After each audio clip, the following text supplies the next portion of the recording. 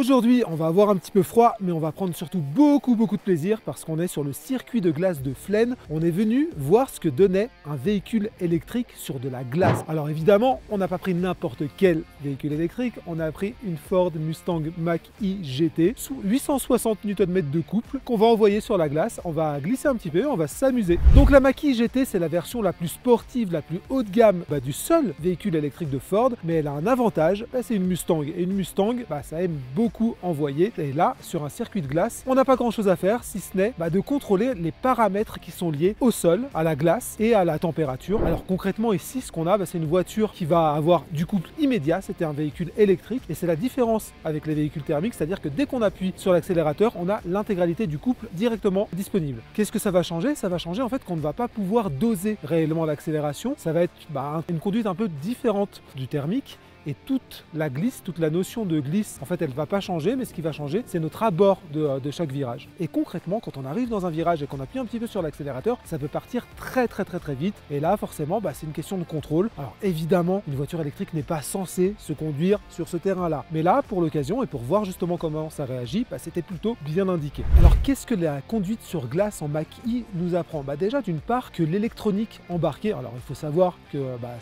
cette Ford, comme beaucoup de voiture électrique, elle est bardée d'électronique. En fait, ce que ça nous apprend, c'est que l'électronique, et notamment les aides à la conduite, elles réagissent en permanence. Elles contrebalancent les erreurs du conducteur et la perte d'adhérence qui est constante sur ce type de terrain. Et là où c'est intéressant, c'est qu'on peut enlever une partie ou totalité des aides à la conduite et voir comment la voiture compense en partie. Sous des airs d'amusement et de fun, il y a aussi une partie d'enseignement. Et concrètement, ce qu'on voit, c'est que les aides à la conduite sont ultra efficaces. La voiture, qu'elle soit activée à moitié ou totalement, en fait, elle récupère presque toutes les erreurs du conducteur.